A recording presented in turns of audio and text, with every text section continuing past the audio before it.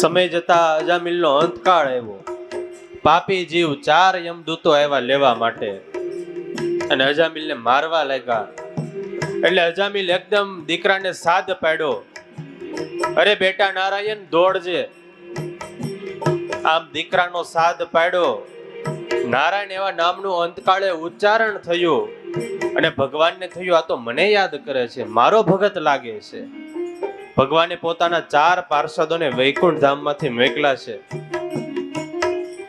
ઘણીવાર આપણી ફોન બુકમાં એક નામના 2 વ્યક્તિના નંબર હોય, નાના વ્યક્તિ પણ હોય અને એ જ નામના પાછા મોટા વ્યક્તિ પણ હોય.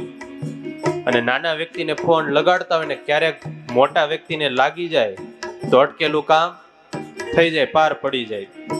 ત્યારે લીધું દીકરાનું નામ અને કોલ લાગ્યો ઠાકોરજીના ધામમાં. 4 પાર્ષદો પ્રગટ થયા.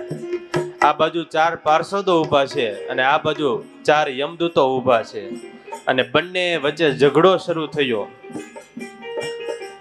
યમદૂતો કે આ પાપી જીવ છે, અમારા ખાતાનો છે. તો કે નહીં. ભગવાનના પાર્ષદો કે અમારા ખાતાનો છે. યમના દૂતો કે આને એક પણ સત્કર્મ કર્યું નથી, એક પણ સારું કામ કર્યું નથી. પાર્ષદો કે એને બીજું કઈ કર્યું કે ન કર્યું, પણ છેલ્લે ભગવાનનું નામ તો લીધું ને. એ તો એના દીકરાનું નામ હતું એટલે ભગવાનનું નામ લીધું. તો કે એના દીકરાનું નામ નારાયણ ક્યારે પાડ્યું? જ્યારે ભગવાનનું નામ નારાયણ હતું એટલા માટે. ત્યારે એ અમારા ખાતાનો છે માટે એને છોડી ગયો. અને ભગવાનના પાર્ષદોએ અજામિલને યમપાશમાંથી મુક્તિ કરાવી છે.